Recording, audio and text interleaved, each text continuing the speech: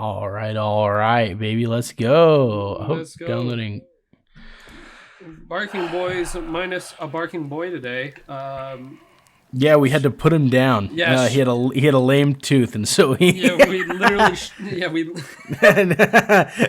No, he's doing all right. So the fucking the crown jewel of this podcast, the man with the smoothest voice of the west of Mississippi, has found himself missing at least 4 teeth. Yes. They nearly had to rip his brain out. Apparently, some nerves got tangled. I don't really know. Yeah, something about. I don't know. They like split it. I don't know. So our boy Vidit is without us for this one. So me and Steven are going to be flying by the seat of our pants. That's not true. I'm actually quite prepared, but. No, that's not what I meant. But everybody in the comments wish Vidit a happy tooth rippy-yaddy. And if you don't, just remember that it's going to be your fault if something goes wrong, and exactly. It's because you didn't wish him a good tooth rippy outie. Yeah, exactly, and you have to word it just like that. Yeah. Obviously. All right, so moving forward today, episode. Lord knows I don't have my episode list. Oh my God! Is it new computer and all that? Is it 12 or 13? Oh fuck! I honestly don't know, but it's a good one. That's what it is, and this one is going to be primarily about the Cuban Missile Crisis and the issues surrounding it. So, usually we do. I can't find quite the exact word, but more like cryptology, occult, that version of horror. But I really want to bring forward today the horror of man. Yeah, men. Of all the scariest things in the world, the human next to you has to be one of the scariest things. So. Oh, yeah. And in this particular event, these solemn days, there were 12 of them in August of 1962. Were the closest we ever came to ending civilization, at least as we know it. The Cuban Missile Crisis is widely considered the closest we ever came to an exchange between the U.S. and Soviet Union. The aftermath, of course, would be the end of the world. Literally. Yeah. Yeah, I think we reached like the highest Defcon level ever. It was like Defcon 4 or something like that. I can't remember if it goes up or down. I always forget. I want to say Defcon 5 is right there at it. I thought it was 5 was fine, and then 1 is war. It's possible. I'll look that up while you're... I don't know. Yeah. And so this event takes place around the island of Cuba, but just like a little bit of a backstory. On July 16th of 1945, at approximately 5:52 in the morning, the first bomb, codenamed Trinity, went off in Alamogordo, New Mexico. And of course, we're talking about a plutonium bomb in this case, but an atomic weapon nonetheless. And that's where, you hear, "I am become death, destroyer of worlds." What a fucking quote by Oppenheimer, who is quoting the Bhagavad Gita, a book from the Hindu religion. But that very day, in the following months, on August 6th and 9th of 1945, Hiroshima and Nagasaki were hit by Little Boy and Fat Man. And this is a story we all know. Biggest, turning point of the war, end of the war with Japan. It was the end of the Second World War, right? Like, we had finished off Hitler. Here's this. And all of a sudden, we apes had the ability to wipe ourselves off the fucking planet, which is something a lot of people don't consider, is that, like, before this time, even if shit was going bad where you were, like, say you were in the middle of, like, the First World War, and you were in the trenches just seeing your buddies' heads get blown off, and you're getting gassed, and all these terrible things, you knew at the end of the day, like, even if your country lost, the human race would continue. Yeah, I mean, yeah, sure, they had, like, gas attacks and stuff like that, but, it wasn't world-ending. Yeah, the world would still be spinning the next day.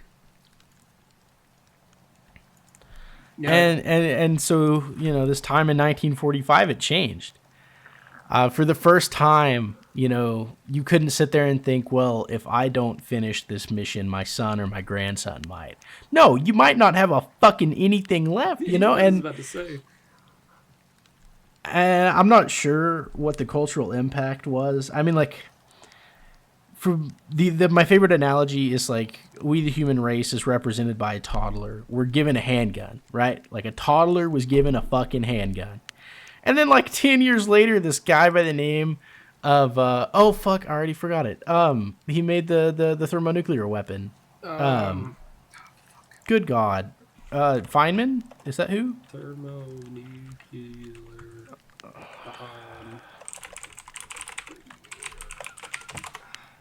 Edward Teller. Yeah, Teller. Father of the hydrogen bomb. Yep. Richard Feynman was a physicist. I got that wrong. My apologies. But eventually, Edward Teller made what we know is the hydrogen bomb, and that's modern nukes, thermonukes, right? Yeah. And that's like taking the pistol away from the toddler and handing him a fucking loaded M16. Like, we accidentally created this world where, like, the fear of destruction is just ingrained into our day-to-day lives. Like, I mean, I think about it because I think about this kind of shit all the time. But most people I talk to don't, like, sit here and fucking consider that, like, we're 23 minutes from, like, death. And that number comes from, like, the 70s when Nixon said it to the press. He's like, in fucking 29 minutes, I can kill, 140 million people. Which is crazy. And, I mean, they also had that instance in Soviet Union during the Cold War where they had thought, I don't know what told them, but they had thought that America... It was a computer glitch. Yeah, it was, yeah. And they had thought that we had fired nukes at us, and they were given the word to fire their nuclear weapons at us. They were given 100% go ahead, hit the button. So fire. You're talking about Stanislav Petrov. Yeah, and that guy, he was like... No, he saved the world. He was like single-handedly. Yeah, he was like, wait a minute. I don't think this is right. And what's incredible is his logic was super fucking sound. Like, so what happened was he was sitting, and they had these all over the world, both American and Soviet, and probably some European and whatever else. But they were little radar stations, right? And it's just like a little bunker, and it had a radar attached, and it said, hey, if you see inbound missiles, you press this button, and it ends the world, right? Like, it sends our missiles in retaliation for getting missiles shot at us. And that's a pretty reasonable thing to have, right? Like, a little bunker that says if we're getting shot at, we want to shoot back. Okay. Fair enough, I guess. Yeah. Although we can talk here shortly about the ethics of, like, if you're getting nuked, just don't do anything and just die, and that way at least the human race gets to go on. But that's not the point. So this guy Stanislav Petrov saw, like, one inbound missile, and, like, the thing that I read that he thought to himself was, like, well, if they were going to do it, they would have done it with all of them, so I think this might not be right. And he just held it, man. And he single-handedly saved the world. That's a crazy thought because America would fire everything we had. Let's be honest. America he died in 2017, by the way. Really? Damn. Yep. He's dead. But how many level heads do we have like that these days, right? You hope plenty, but do you know? Yeah, you did. I don't know. I'm losing faith in society. Anyways, but there was that incident, and of course, there was one incident of, I guess this is going more into the testing of thermonuclear and nuclear weapons. There was an incident where America was testing in the Pacific, and Castle Bravo, yeah, and they dropped one on I believe it was a carrier. It was an aircraft carrier, and we dropped a nuke on the aircraft carrier to see the effects of it. Well, they didn't realize how big the explosion was going to be. There's a video of this one I love to watch. So it's 2 times the size of the predicted explosion. And so whenever they test nukes, there's like a big circle, right? Like they give it a wide berth, and there's a bunch of like little carriers and destroyers and battleships, and like they surround it, and so they can get a bunch of data. And there's a bunch of like weather balloons and shit in the sky, and so we're like trying to capture all this information because like I want to remind you, this isn't an exact science. So we're trying to get all this data, and dude, it goes off, and like within seconds, the ship's like closest to the edge. You're just like kind of tossed.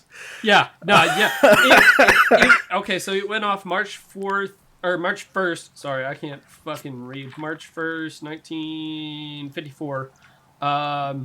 And whenever it went off, it was about 1,000 times more powerful than the atomic bomb that was dropped on Hiroshima. Oops. The sixth largest nuclear explosion in history. And what was so crazy about that, it radiated like all those ships around. But not only did they consider that, but also there was an island with a group of it was like a tribe of people that had never seen technology before. And they radiated all of these humans, all these people on this island. And they killed a whole bunch of them. They killed a whole bunch of fucking sea life. It was insane. It's kind of crazy, the nuclear bomb side of things.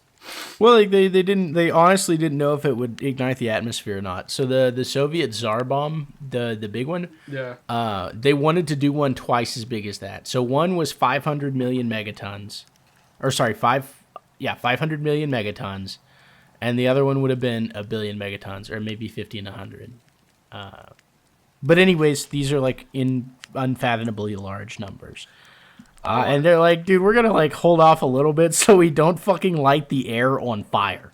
Like that was the concern. Like, okay, so there was like, of course, other than the big downside of the tribe in the fishing or the fish and the sea also life. Imagine if that happens to us on like a planetary scale, like some alien is just like, I want to test out this new fucking bomb, and then we are just eliminated from like universal history in a split second. That was a little too big. Like, all right, we'll try to tone it down for There's next a couple time. of aliens sitting behind their ship with a couple bush lights, just like, yeah, fuck yeah. Oops. You gotta imagine someone on any one of those boats was lit, right? Like, oh yeah, no, you had to be. someone was trashed. But during that incident, there was a Japanese fishing boat that was off the coast, Lucky Dragon number 5. Came into direct contact with a fallout, caused many of the crew to grow ill due to radiation sickness. One of them died 6 months later from the radiation sickness, and another one had some long-term issues that they had from the radiation poisoning. Some of them developed cancer and other deformities from that. But they gave him compensation of about $60,000 in like today's money, and they were given Hikabaku status. What is this? Oh, what the fuck? Oh, so they were given the same status as the people that had gotten injured from the original atomic bomb from Hiroshima and Nagasaki. So I guess it's Hiroshima and Nagasaki. Yeah, I pronounced that one all kinds of fucked up. I guess it's like a designation of people that I guess they get damaged from like radiation and stuff like that. They also had the same thing with the Fukushima plant, but yeah, it was kind of crazy. Just a side note, that one's like just fucking hilarious to me. You're telling me all the fail-safes failed? Like literally all of them. Huh? And it's also sad about the Fukushima plant because like the amount of people let's that's not go that one's its own tragic tale. Yeah, Fukushima we could do an episode on, but not right now. Anyways, so we have created things that can uniquely destroy the world, right? Knock us back to the Stone Age, do whatever, right? And this is arguably not a good thing, well, at least in my opinion. But now we have this power. And to get to the event we want to talk about today, this Cuban Missile Crisis, we got to do just like a little more history. And I just kind of want to give you the state of the relationship between the United States and the Soviet Union. They were best friends. And the United States and Cuba. Well, vaguely. So, what happened in 1960, which was 2 years before this thing, is John F. Kennedy, of the John F. Kennedy getting shot in the face fame, was elected president. And the CIA and other people convinced him in that next year to attempt what was called the Bay of Pigs invasion of Cuba. And what that was we trained a bunch of Cubans to go over there and fight and take their country back, like become revolutionaries. Yeah, because we were trying our absolute best to get rid of Fidel Castro.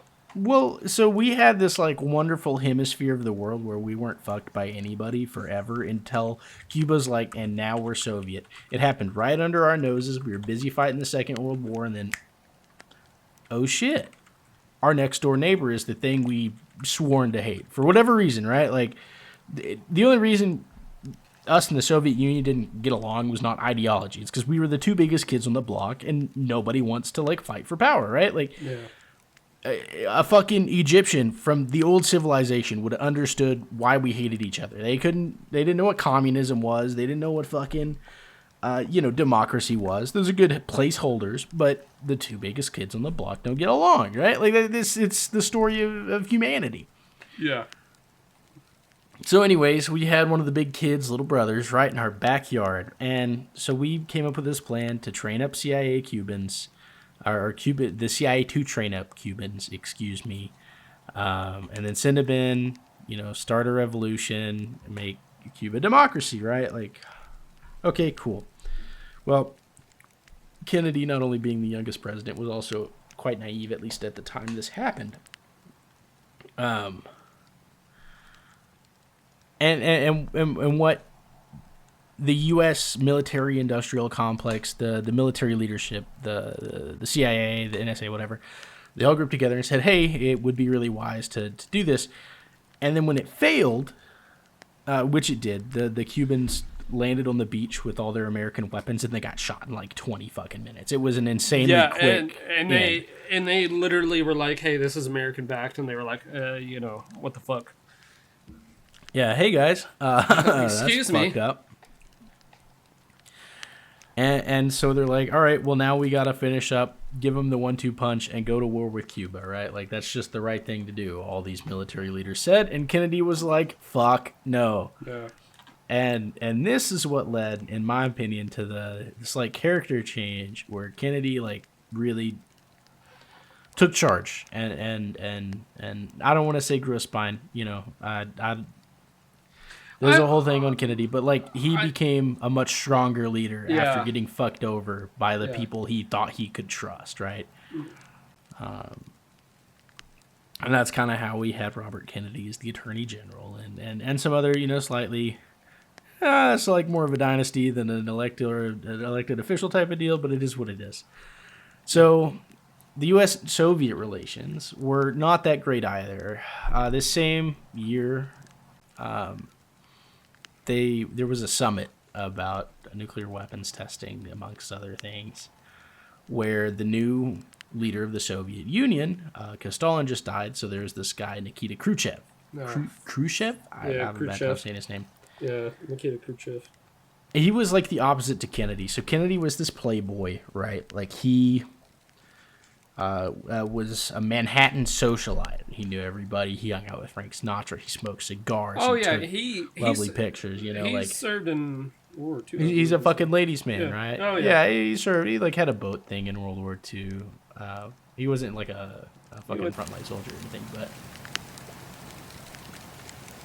that's where he fucked up his back. Was he was pulling some buddies from drowning with a rope with his teeth across the lake. But that doesn't matter so much as this guy was like a playboy. The modern term we'd use now, at least when I was in high school, it's like a fuck boy, right? He had this slick back hair and everything. Fuck and boy, JFK. I like Nikita Khrushchev, the leader of the Soviet Union. He was like a fucking shoemaker in a factory before the revolution happened in the 20s. Oh yeah, he went like he was a nobody, and then because of the way communism turned social norms over there on its head, all of a sudden he's the leader. And so when they went to this summit, this Khrushchev guy just raked Kennedy over the coals, and it's come later in writings, but you could even tell then that this Khrushchev guy thought Kennedy was weak. And it's miscalculations like that get people killed. And in this case, we're playing games with nuclear warheads, right? Yeah. So that's kind of the stage where the U.S. is they have a sort of weak-looking leader. They just fucked up and failed, like this weird covert invasion in Cuba. Like, we're not looking too great. Like, this is height of CIA doing weird fucked up shit. Like, MK Ultra was in full swing right now. Like, yeah, and just to give a little bit more on the whole U.S. and USSR stuff, right after the end of World War II, we went at each other, basically, like, trying to grab as much European land from the Soviets. And so, of course, Germany was split in two. They got east, we got west. And so that was a big deal. Of course, Korea was backed by Soviet and China. That happened in the 50s. That was another communism. The Korean Civil War. Yeah, that was another. It was like a communism proxy war, as I call, stuff like that. But it was actually called a police action, coined by a writer. Yeah, Truman didn't know what to call it, and the writer goes, "What is this? Some kind of police action?" And then in every U.S. publication since, it was a police action. You know, the only reason the UN was a part of that is because the Soviets were boycotting the UN at the time. That makes sense. Yep. Otherwise, it would have had to be like an American action, like Vietnam was. And then, of course, you have the better red than dead stuff. So, which is the Big Red Scare. Yeah, the Big Red Scare, which happened around this time as well. So, America was very anti-communism.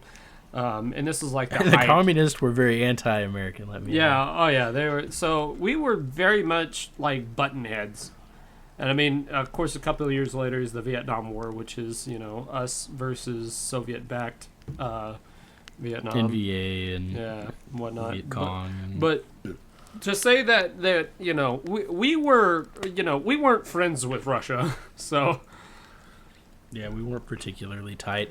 I do think it's fair to mention that, like, okay, so we're here. Let me get back on our little timeline. No, you're good. So in 1961, we failed at. But what we succeed at is putting our ballistic missiles in Turkey and in Italy, which, if you know what a map looks like, that's like right on the doorstep of what used to be the Soviet Union. And this was a time different than now. Nowadays, you can shoot a missile from fucking center of America, right from fucking Kansas, and land it wherever you want on the globe, right? We have the tech to do that now. Yeah.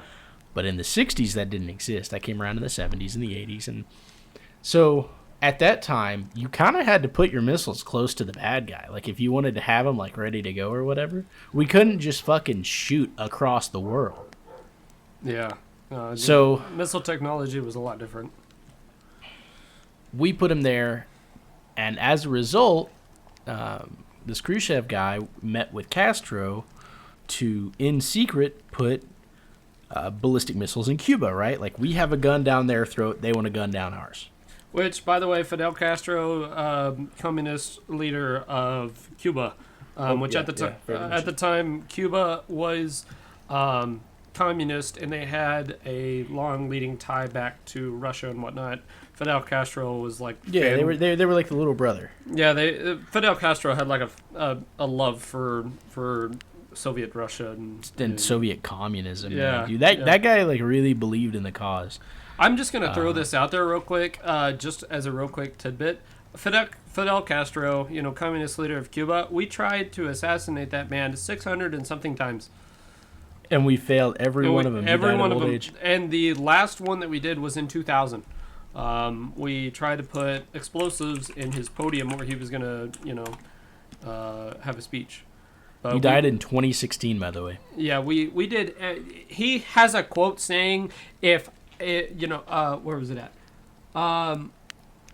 We did everything from prostitutes to poison cigars. Yeah, we would put a fucking like a neat seashell like on the beach and rig it with explosives. Like, that's an actual thing we did. Yeah, we literally did everything. Fidel Castro came out and said if surviving assassinations was an Olympic sport, I'd have a gold medal. This is one of those things where if you think God looks after the good guys, maybe, right? Like, maybe we're not the good guys here. Like, Yeah, we tried a lot. We really didn't like Fidel Castro at all because we really didn't like communism being so close to our front door, being right off the coast of Florida, and stuff like Well, they were that. making us look bad. Like, they were succeeding at communism. Like, Y- the Soviet Union had its issues, but Cuba was doing fucking great. Yeah, but yes, They reorganized. They stopped people from starving. The issues you see now, where they like all have to drive old cars and they're all poor, are because of U.S. sanctions. Like, that's Yeah, we put pretty well our fault. 634 assassination schemes or attempts. Yep, there you go. And so it this didn't Castro guy, this Khrushchev guy, were like, let's build a fucking missile, right? And we were spying on everybody, and they were spying on everybody, and you know what the U-2 is? Yeah, U-2 spy plane. Exactly, Yeah, right. yeah. Multiple controversies. Yeah. They weren't even great. That's the funny thing, right? Like, they were just like mid-ass planes that could kind of go up high, and then they'd get shot down all the time. Yeah, they got shut down. Oh, Lord. So they're like, all right, we're going to build some missiles. And they thought it would be wise to do it in secret, right? Like, we can't just fucking build a nuclear arsenal off the coast of the U.S. without them, like, doing something about it. So they're going to do it in secret. And they sort of succeed for a while. But, as I was saying, we had, like, this network of spy coverage all over the U.S. And it was something we were very apt and keen on, was to keep an eye on Cuba. And we found in the middle of them building these silos, which are like an underground tube that you put a missile in, and it houses it, right? It keeps it ready to fire. And so they were building these silos, notably they didn't have missiles yet, on the island. And we were like, oh, fuck. So Kennedy creates the executive committee of the National Security Council, which has the coolest fucking name ever, by the way. It's XCOM. No, it's so funny. Isn't that a video game? Anyways. Yeah, right, like the alien one. Where's Matthew at? He'd go crazy. Oh yeah, 100%. But we found this shit in October, right? Yeah, because we used a U-2 spy plane. Yep. We saw him. We took pictures. Kennedy's like, fuck! And so, at this time, and this, in my opinion, is actually the craziest part of the story. Not what's to come, because what's to come is like the brink of us going into nuclear war. But at this time, in 1962, when this is happening, October of 1962, there wasn't like a way to talk to the leaders of other nations. Like, if you imagine in those movies there was the red phone, or like you ever watch Doctor Strangelove, they pick up the phone and they call the Russian president or whatever, right? Yeah, they like have a direct line. Yeah, that didn't exist. No. There was no way to fucking communicate. Yeah, there was no direct line. I mean, yeah, sure. And so Kennedy went on the fucking TV and goes, "We found your shit." The man's balls were, that one South Park deal where he's walking around with him in a fucking wheelbarrow. And we're like, all right, we have to fucking quit this, right? And so what he did was he created a quarantine, air quotes here. So what they did was, it's a blockade. That's all it was. It's a blockade. But a blockade is an act of war. So we use the word quarantine and pretend it wasn't, right? Yeah, no, we fucking blockaded the fuck into them. We put a bunch of U.S. Navy ships in a big ass circle around that fucking island, man. Yeah, and not only were they just I believe they were nuclear toting, American warships as well. Oh yeah, it was wartime vessels, man. Yeah, we weren't fucking around. Actually, I'm not so sure about that. I don't know. They very well might have been, but here, you keep going. I'll get some more information on that blockade real quick. Because I gotta know. And so we go, yeah, that's cool and all, but we can't let you do that, right? And I would like to mention this is right after we fucking did that to them in the Italy and Turkey thing. So we said, fuck it, we're putting a blockade. And what's incredible, dude, is this was live. So the date we found out to the date it was resolved was the 16th to the 28th of October 1962. That's 12 days. And so for 12 days straight, the entire world wasn't sure if they were going to wake up in the morning because the Soviets had boats, probably, and we're not sure, but probably had the missiles on them coming to put them on Cuba, and this blockade was going to stop them, right? And if an American ship fired on a Soviet ship, that's war, right? Yep. And if war broke out, that's a nuclear exchange, and a nuclear exchange means game over for everybody. So for 12 straight days, the entire fucking world just didn't know if they were going to wake up, didn't know if their family would die, didn't know if their kids would get to see the light of tomorrow. Like, I imagine it was a rather palpable fear. And what happened was, eventually these ships came, and it's insane because like on CBS or whatever, it was just like a paper drawn, like a hand drawn map, and they would move these little paper images of boats as they got closer to They were just like, hey, this the is blockade, right? Like, so like, hey, the ships are getting closer, and we didn't know it at the time, but.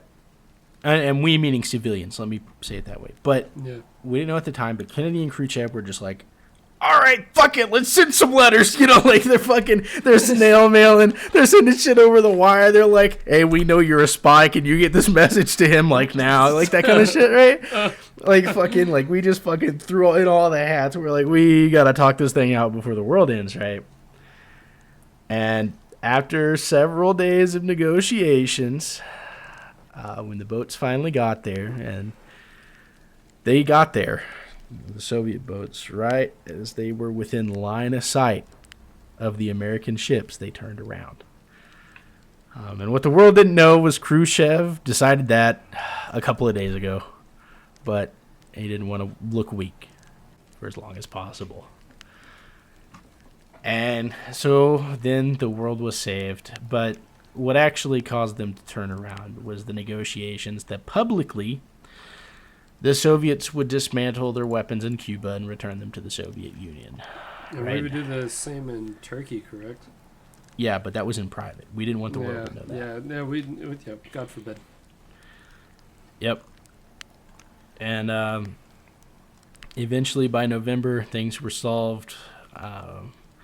Apparently bombers were like in the sky above Cuba, like the Russian bombers and stuff. The Ilyushin 8, I believe, which had it's the equivalent of the American B-52 essentially, because we were standing at the ready as well. We had multiple airfields already with the B-52. Yeah, dude, we would just like circle fucking the Arctic like all the time, right? Like we just have some planes chilling up there, ready to go whenever.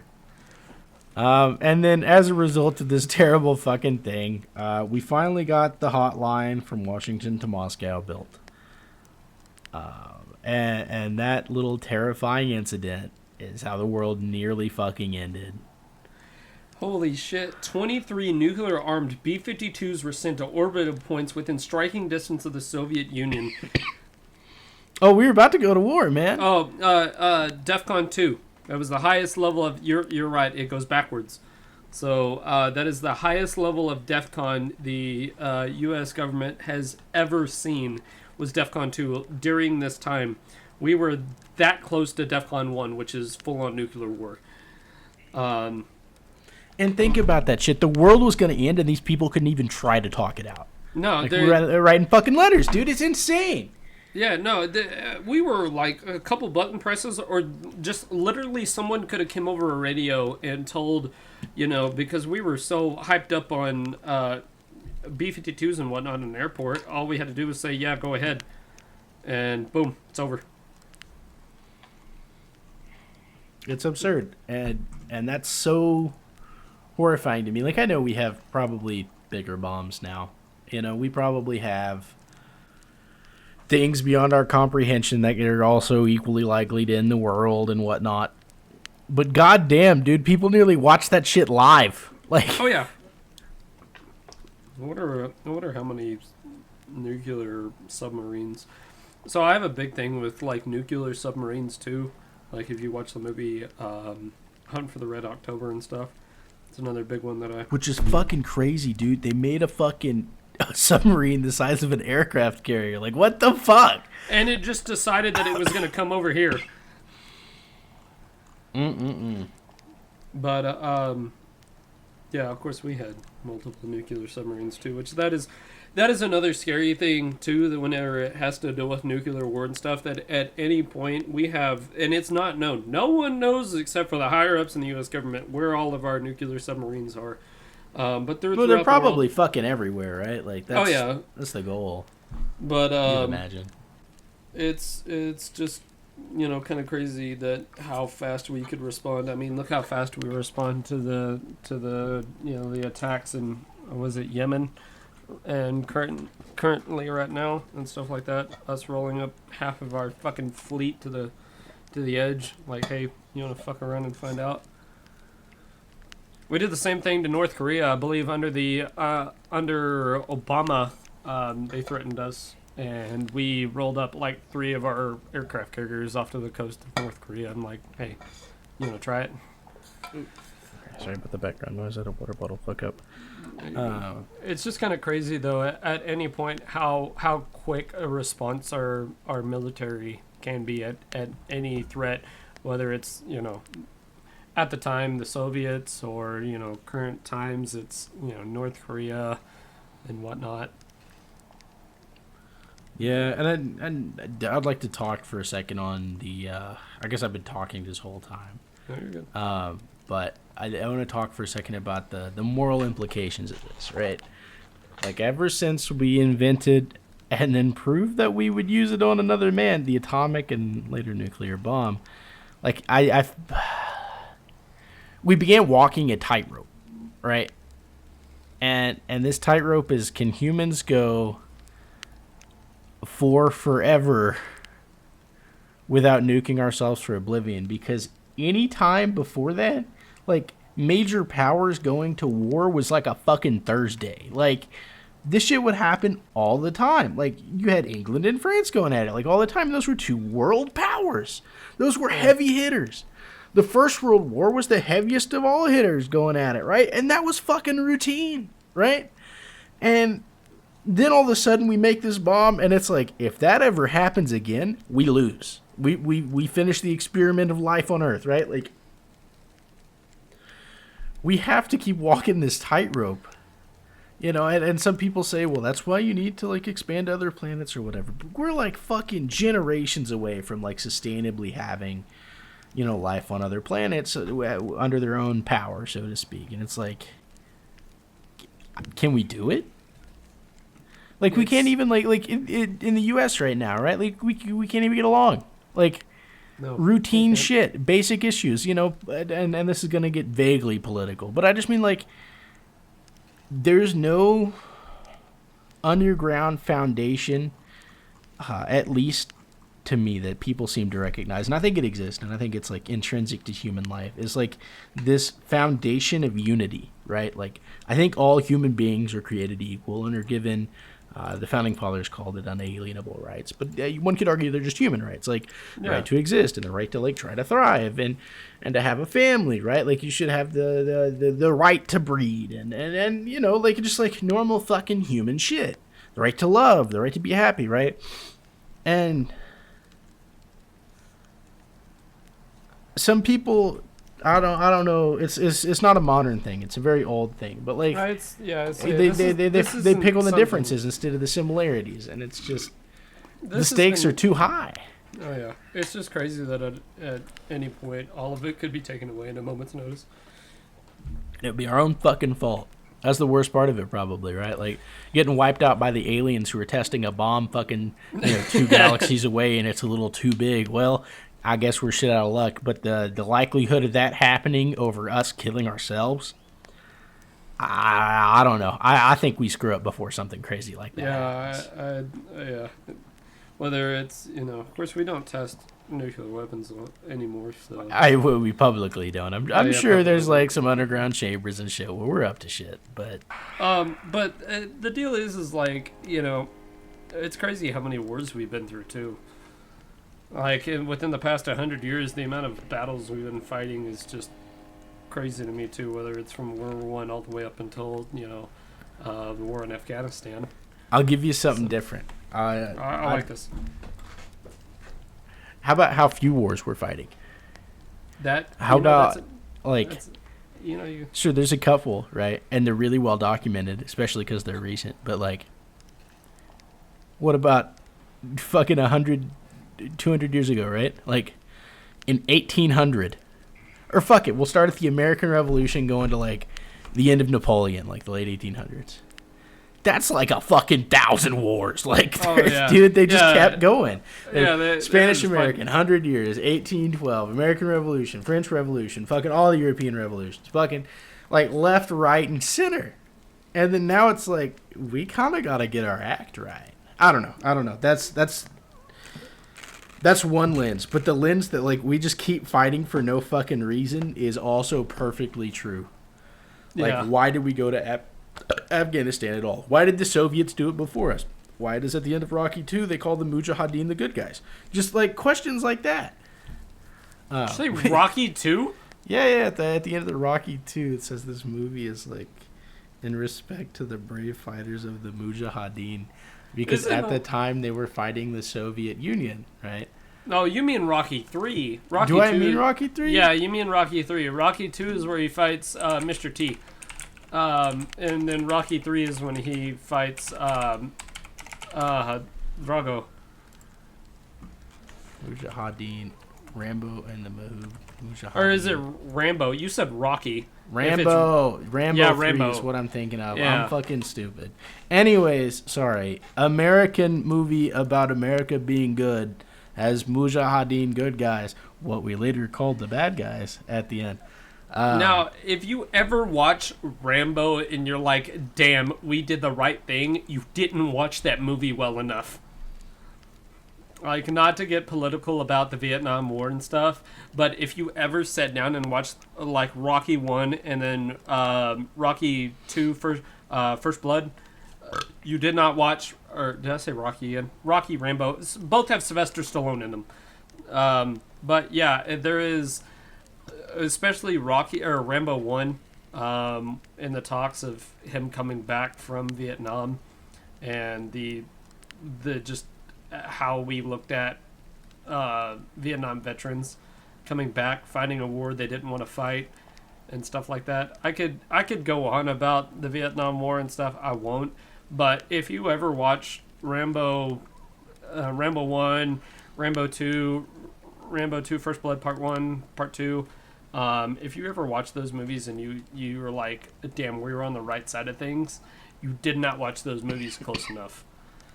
So that's the main thing that I'm going to say, because those two movies are just, they're sad. Yep. It's a good portrayal. Rocky 1's a good portrayal of how we treated our veterans coming back from the Vietnam War. We talked about this before, but like a very good modern example is American Sniper. Yeah. If we get in the war movie side of it, war. If you ever sat down and watched a war movie, there's either like propaganda or like halfway realistic depiction. We don't get real depictions of war. Now, right? Like, it doesn't exist. But the good depictions of a good war movie always make you think that we should not have been doing any of that. Whether it's Rambo, whether it's Saving Private Ryan. Well, I mean, okay, see, here's the funny thing. Okay. Right? Like, fighting the Nazis, we're obviously the good guys. But the best part about that is we didn't know about the Holocaust side of things until like late in the game. No, we had to go out and find those the concentration camps. Like, dude, imagine if we did all of World War II and Germany was just another country. See, I think one of the best depictions of the U.S. finding concentration camps comes from Band of Brothers, and how it's like the last episode of Band of Brothers, and they come upon a concentration camp, and they were just befuddled. They couldn't believe what had been going on and what they were fighting. The same can be said about the Pacific. The Pacific is another. The Pacific's a little different because like they were doing that like right in front of their face. The fucking mutilating people, putting they body parts in mouths and slapping babies on fucking. I'll stop there, but like very bad, very bad. Yeah, no. But no, that was very public. The Japanese were the bad guys. There's no. Yeah, there wasn't anywhere around that one. Same one with the Nazis, but I mean the German, the fancy emblem peoples. Why are we muting this word? I don't know. I don't know if it'll get striked by. Well, fuck it, dude. I'd rather talk shit about Nazis than get a paycheck. Fuck You 'em. got a point. You got a point. But yeah, yeah, it's just war is hell. That's basically what I guess I was kind of trying to point at. You know, And we nearly ended the world over some petty bullshit. But that's all I got for today, man. I think we'll make this a short one. Yep. This is a 2/3 episode for sure. But we'll be back next time with more cryptids and government conspiracy theories and we just gotta throw in a heavy one every now and then, man. You gotta hit him with the right hook, Yeah, just right out of nowhere. And I wanna do another shout out to Vidith because he shouted us out on a live stream, and we got some more followers coming in from Vidith's stuff. So I'd like to say a shout out for everyone that has come over from Vidith's stuff. That's really sweet. That's really sweet. It was really nice of him, and we really like everyone that comes over and watches the videos and hangs out, makes a comment. So we read every single one of your comments too. Do you got any for today? I'm not signed up on this PC. Here, I need the credentials again. Sorry, that's totally not part of this, but I'll send it to you later. But I found him. But we got guys like, okay, we'll start with Wicked Justice. I've listened to you since I've listened to you three since episode 1 on Spotify. First time on YouTube, but I love y'all, gents. Don't fucking stop. Shout out to you, Wicked Justice. We got Crystal Kaiser, just found from Vidith's stream. Looking forward to listening to the episodes. And we also have, I think, 2 of our top just people that are always commenting. We have Winged Horse. She's Winged Horse. Yeah, Winged Horse has been around for a while. We love Winged. Let's go. And then Haley Clark. Haley Clark has been just telling us how great our channel is. Fucking top dog right there. Top dog, dude. I like it. That's what we're going to call these fellas. Yeah. Top dogs. If we ever have a Patreon, our top Patreons are top dogs. Nah, man. We'll see. But yeah, Haley Clark, shout out to you. Winged Horse, shout out to you.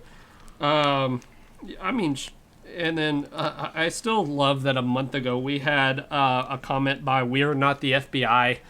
It's still one of my favorite comments. Big fan. But hey, that's all for this week of the Barkin Boys. Sorry we missed one. Shit happens. I could have talked for 10 minutes about calculus or something, but you wouldn't have liked that, So, anyways, that's all from me. Y'all take it easy. Get ready for hopefully the next episode next week. We should all 3 be back together. And yeah, so y'all have a good bye.